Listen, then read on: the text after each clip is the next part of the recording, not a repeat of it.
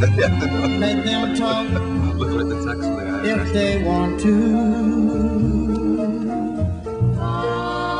Talk don't bother. And welcome to Let Them Talk. I'm Paul DeRienzo. And I'm Miss Joan Marie Moossy. And our guest, Ian Williams, the Nation editor on the United Nations. And also, that's just one of your many, the Guardian newspaper. I went through the list on your webpage. You can tell us all the different newspapers and magazines you've written for all these years. And first, welcome, and thank you for coming in the cold. My next one is Hustler, by the way. Hustler, there you go. Total promiscuity. I just finished my first commission for them. A How to Desert Guide to Canada for GIs. Oh, great. And they're the ones who read Hustler. And well, Joni and I wrote for Penthouse, and we discovered that our biggest fans were in prison, because, of course, it's in prison that magazines like Penthouse and Hustler are extreme. And in the military. And the military as well. Especially popular. Yeah. So we are here to talk about, we're going to take your calls. Of course, we're live here on Let Them Talk, and you can call us at 212-757-1538. You can see, Joni, I got the number right this time. Good. I didn't type the wrong call number. us up. You can call us up, and we will take your calls. But we're going to really start by discussing the United Nations, the role of the United Nations. And here in New York City, most people, unless there's some event that ruins their parking or makes a protest which ties up traffic, don't seem to recognize that the United Nations is right here in New York City, and therefore it's the world body. It's the closest thing we have to a world government.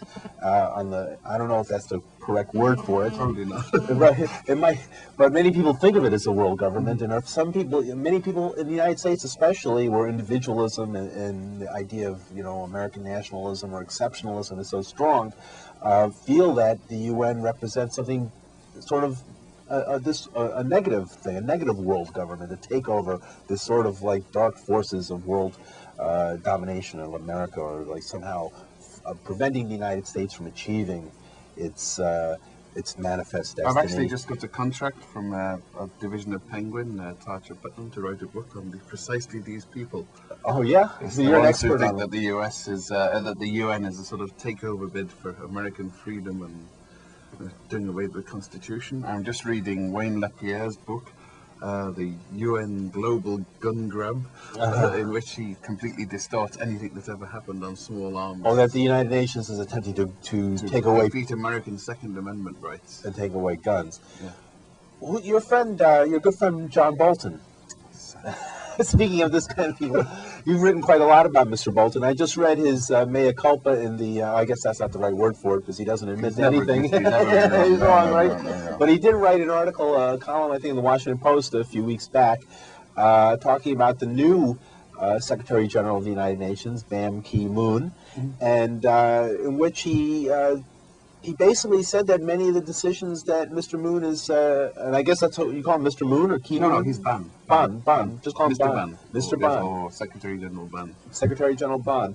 That he's done some things that folks like you're talking about, folks like John Bolton, actually wanted him to do. And in general, he did not condemn, in particular, he did not condemn the execution. I call it assassination. I know I have to stop myself. The execution, the controlled assassination of Saddam Hussein, and which is strange because the United Nations has historically. Well, since he's corrected himself, look, this was a trap. I mean, the poor guy's just landed on his first day at the UN, and somebody springs it on him. Those idiots in Baghdad have gone and ghoulishly mishandled an execution, which they shouldn't have had anyway.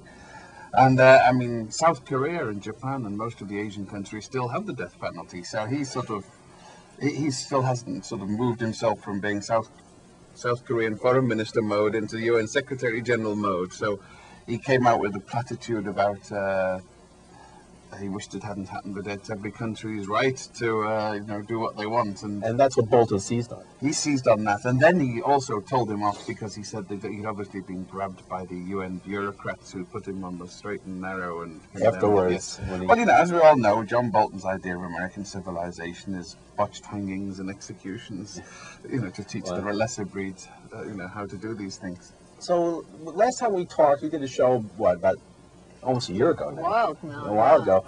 We talked about whether or not the United States was going to invade Iran, and you expressed a feeling, a general feeling that it might very well happen. Still think so. I still think so. 9 months later, you think that it still might Yeah, happen? yeah. I mean, all the signs are there. I mean, especially one of the big signs I would say is the strong denials from the White House. Right.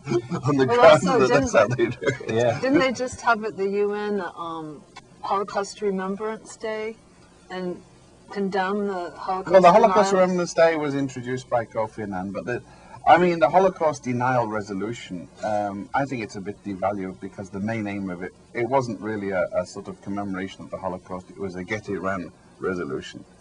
And so, its purpose is a sort of a bit flawed. I'm always dubious about trying to establish history by resolution, whether it's the Irish famine, the Armenian, whatever. Right, exactly. It's all, once you start passing laws saying that this is the version of history that you have to teach, and You become the Pacific National Board. yes, I mean, this is true. I know it well. You even see it in the Balkans, where it's this. You have debates between people. Who, was it only 2,000 people that Milosevic killed in Kosovo, or was it 10,000? And did NATO say it was 100,000? And this make it okay that Milosevic only killed 2? This type of gruesome mathematics and calculus is almost as bad as laws banning that type of gruesome mathematics and calculations, I think. Right. And, but I have to say that the president of Iran didn't exactly endear himself to many freedom-loving people by inviting a bunch of Holocaust deniers and neo-Nazis from all over the world to come, and not everyone who came, I guess, was, but so many who did came to express doubt that somehow atrocities didn't happen in World War II. Yeah, I mean, he's... frankly, he did not say some of the things that he's been accused of. He's never said wiping Israel off the map. The translations that I've seen show that he was actually quoting the Ayatollah Khomeini, and the phrase is removing the regime, the Zionist regime that occupies Israel, which is different from wiping out a people. So a lot of what he's saying is going. But on the other hand, he's stupid. He keeps giving these hostages to fortune when he knows they're ganging up to get him. And I mean, this is in Europe. It plays well. It's established now that he said these things, whether or not he did. And the Holocaust denial conference. I mean, I don't think David Irving should have been locked up in Austria for whatever he wrote. I don't believe people should be locked up for what they write, even if I disagree with them strongly. But at the same time, he really has played into the hands of these people with his stupidity. I mean, why? Frankly, if the purpose of this is to say that only 5.5 million died in the Holocaust, so what? If the purpose was to say that there's people in Jerusalem and Israel who have misappropriated the Holocaust and use it to justify their own repressions, then yeah, that's a sort of respectable point of view, which you can argue. But Everywhere but the United States. Yeah. But I mean, once again, it becomes ridiculous. I mean, it's difficult to describe a conference as anti-Semitic when you have a bunch of rabbis from the Hasidic sect Naturakata in there, sort of, hey, there's many things they are, but this is not anti-Semitic. Well, a number of protests have happened here in New York. One rabbi went, at least one, who was being protested by another person we had here as a guest who's very angry about that fact. But it does show that that there was a lot of politics involved behind this. This is not about so much the Holocaust or about World War II history, or it's really about, I think, another issue that came up in some of your writings. You were pointing out the whole, Jimmy Carter just wrote a book, and you commented on that book, where he referred to some of the policies in the occupied territories, really, of Israel, the West Bank and Gaza. He quoted an Israeli professor as saying that this was tending towards apartheid. It was very mealy-mouthed, the book, in that sense. It was a very objective layout of what the main problem is. And once again, it was all seized upon. As you saw in my review of it, I mean, a lot of these people who were complaining about him using the term apartheid never complained when Israeli leaders were actually sort of standing there shaking hands with convicted Nazis from World War II who were running the apartheid regime in South Africa. Absolutely. I mean, let's get straight on this one. Is it okay for... Is it wrong for Ahmadinejad to have a neo-Nazi there, but it's okay for us to shake hands with the real McCoy? Right. I mean, go pick. Right. The phones are going like crazy, and you never know with these phone calls. So if they're not serious, we just get rid of them, laugh. If they are serious, we'll deal with them, whether they're hostile to things that they're hearing here or not. Right. You're on. Hello. Hi. How you doing? Good. Just a couple of things. For the people who think that, we were behind 9/11 and all that, why do you think then Bin Laden himself didn't issue a statement to the effect of that? Because that would have toppled the U.S. government immediately. There would have been a revolution here immediately. If Bin Laden had went out and said that the U.S. government and I worked together to do this. And in terms of,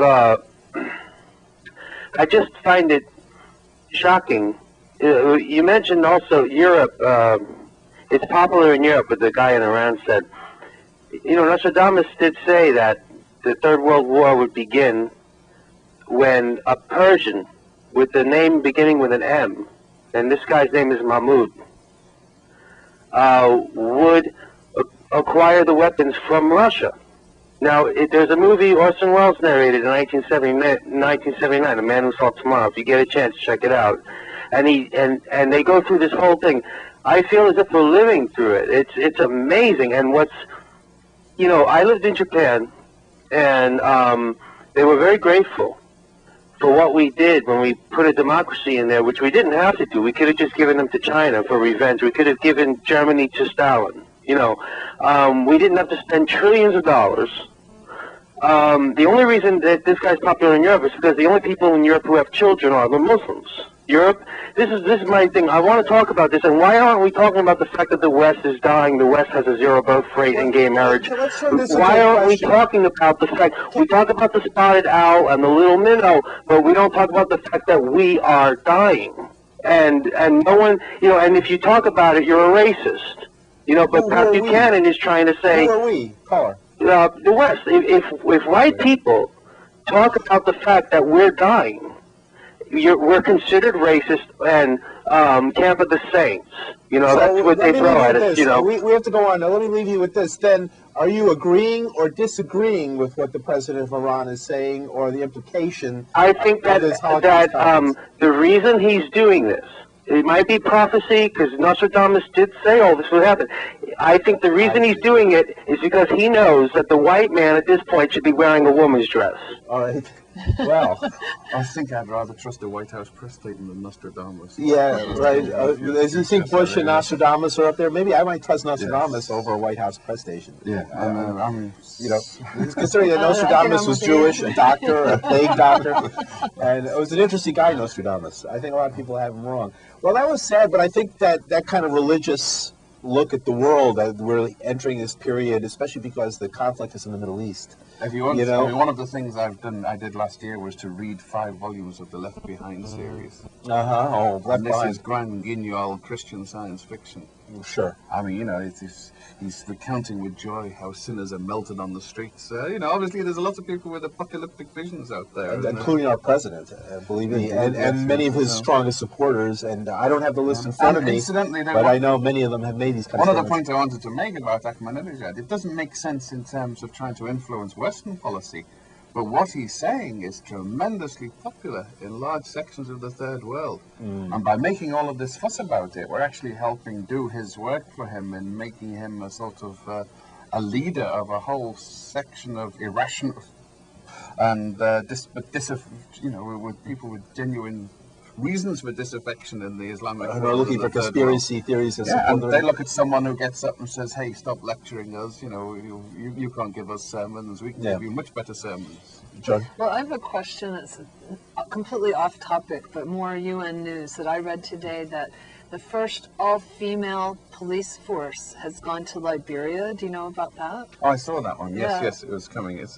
So do you think that has any significance? They're from India, this particular, what do you call it, a platoon? Or? Yeah, I've read they were very proud of it in India as well, and it depends which parts, because some of the finest traditions of the Indian police force have included sort of collaboration in pogroms and riots when they're on the wrong ethnicity. It depends where the police are coming from. I think this is a crack squad who should be better, but they've got their work cut out for them in Liberia, of course, because Charles Taylor's deputy has just been reinstated as the Speaker of the Parliament in Liberia. So that's going to be a rough situation, you think? Well, yes, It's I mean, more I of the think, same conflict there. And No, I think the basic conflict has had its back broken, but all of the conditions that sort of, once again, I mean, there's an irrationality. If the world doesn't make sense, then why should we react to it in a rational way? And what makes sense when you've got 12-year-olds with machine guns toting through the streets? Let's talk about Africa for a second, because the big story in the news today was that the president of Rwanda is going to allow an investigation into who shot down the plane that started the Holocaust. Speaking of Holocaust, the Holocaust that happened in Uganda, I mean Rwanda and Burundi and those countries. Well, that's a bit. You can't say it started the Holocaust. That's a bit like saying the British declaration of war on Hitler in 1939 started the Holocaust. I see. The people who wanted to do the genocide in Rwanda used that as the excuse to do it. Were the French So, behind it? I mean, he claims, the President Katanga, I believe, he claims that that it'll just prove the French were behind this. Well, there was some strong evidence at the time. I mean, the French were up to their eyes in it, and they knew everything that was going on in there. What was the UN's role? I saw that documentary that showed the brave UN Blue Hat. Romeo Dallaire, yeah. I mean, he was. Well, the UN's role was pitiful, pathetic, terrible,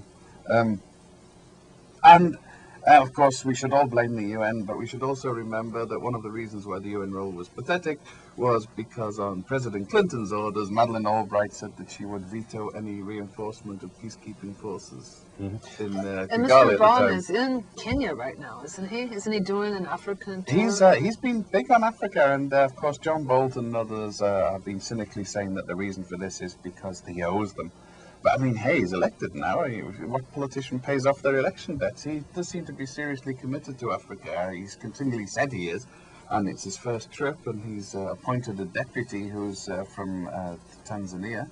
A woman, by the way. A woman, yes. So, I mean, he gets... Is that the first woman in a major... No. It was a Canadian who had the Canadian woman, Louise Frechette. Will there ever be a woman Secretary General? Well, there's always talk about it. I mean, it depends on whose turn it is next within these things. And, I mean, there were no sort of... That sounds like Bolton's always criticizing. That kind of, like, what he would consider... Counting, yes. Right. But he only criticizes it when it doesn't produce the results he wants. I mean, see. that's a lot of these people. It's very expedient. We have another call coming in, but after the call, I want to talk about Mr. Khalil, the new U.S. ambassador to the UN who replaced... yes. Right, his name is Khalid? Khalid, no, that's his surname, right? That's his first name. The first name, okay. We'll get all that. Oh, we just had a call. Here it is. You're on. Hello? Welcome to Hello. Talk. Hello? Go ahead. Yes, you're talking about the UN. Yes, Yes. that's right. I think it's going to be, it takes them a while just to become a dysfunctional New York family, because to me it's a waste of money. In Africa, they're not doing anything about what's going on. It's the same thing that happens to Holocaust to the Jews. Why can't we just be people? I mean, we don't need the United Nations. I mean, we're all human beings. We're all going to share this planet. And what we're doing to it right now, in the generation, and I'm in the group that's the age group that the people that are sitting right there in front of me. And we're going for the third guy, so I'm not worried about that. But what about the generations that are come? What about your children? Why you have 12-year-old kids in Africa running around with machine guns? Is it because if they don't have a machine gun, somebody else shoots down? I mean, So that's if you the way don't it think goes the over UN is the solution, what the is UN the is nothing. solution? They do not. They're a waste of money. They're highly paid. To me, the UN is just a big party of government money. What do they do? And Ian, what do you think about that? Well, Do one you of think the it's a things they did useful was they stopped the killing in institution? Liberia, they stopped the killing in Sierra Leone, they held elections in the Democratic Republic of the Congo. What are they doing right now? Well, I've just given you a list of the stuff that they've been doing. Excuse me. The Secretary General is out there now, and he's trying to marshal aid for the African countries to meet the Millennium Development Goals, which is the UN which set a set of targets for countries, and for developed countries to provide the wherewithal for undeveloped countries to meet those goals. And this is the type of thing the UN does. It doesn't hit the headlines here. The New York Sun or New York Post are unlikely to carry the details of them, but it's a very important part of the work that goes on there, which is why every other country in the world wants to be a member of the UN.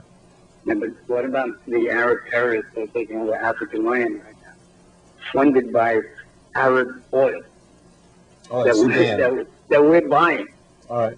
Let's leave it with that. Thank you very much, Carl. All right. Thanks for calling. We're going to take it from there. What about Sudan and that kind of situation where there was this war between the Darfur situation and then the other war that was going on in the south of Sudan with the Christian God's Army and the People and get the whole them mixed up. the involvement of Sudan with Osama bin Laden and then the U.S. attack with cruise missiles also there, right? That was before, yes. That was before. So Before. there's a whole history of that, and I think that's the region he was talking about, and I think that's this also the issue of slavery, that it still exists in some of these countries.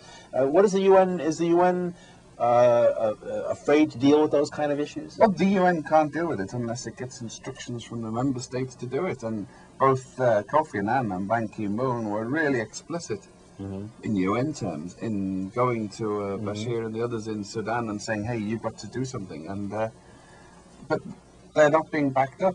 The US and Britain and others can't back them up because after invading Iraq, after supporting Israel in its invasion of Lebanon, the US and Britain have zip credibility in the Arab world or the third world. They can't go and say we're going into Sudan out of humanitarian motive. Maybe that's- immediately the world is going to say, oh, no, how much oil is there? They're there to stop the Chinese. They're there to do this. Right. They're there to do that. They're there to support Israel.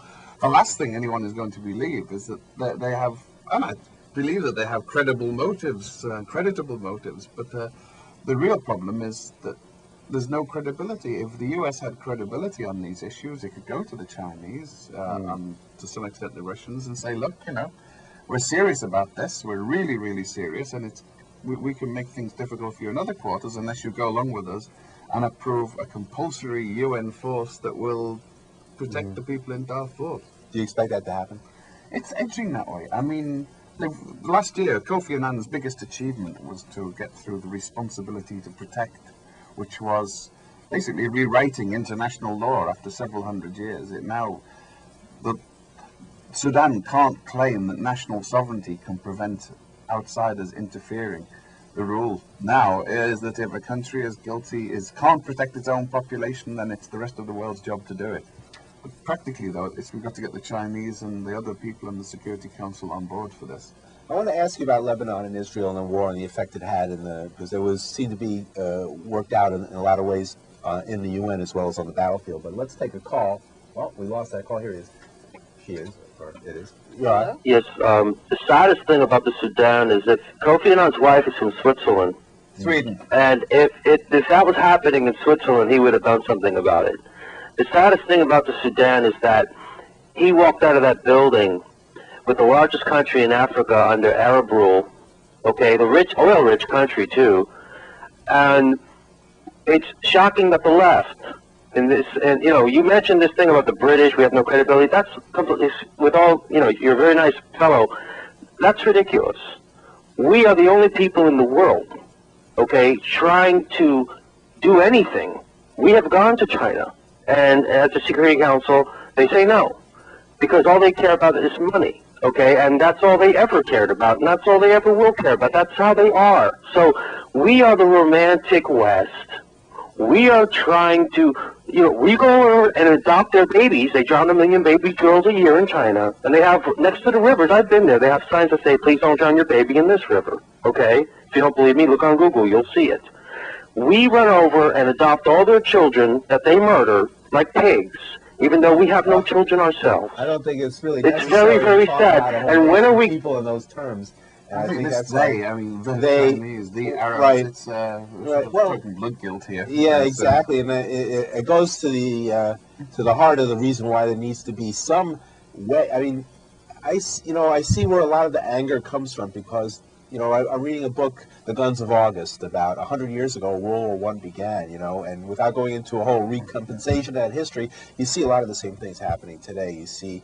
Maybe the balance of powers are different, and the countries that are the big countries and the areas they're operating are somewhat different, but not totally different. Well, this administration and the Clinton administration and making have up given reasons the for Chinese war. a free pass on Yeah. human rights because Yeah. there's so many people in this country and the corporate world making money out of China. Nobody wants to say, I think that Taiwan has every right to independence and to a seat in the United Nations, which doesn't make me very popular with the Chinese mission. Now, we have such a limited amount of time, but I wanted to bring up yet another topic, which is the climate global warming, the conference on climate control, Mm-hmm. and what do you think about all of that? Let's blame the Chinese and Indians. They're having a lot of cold. Right.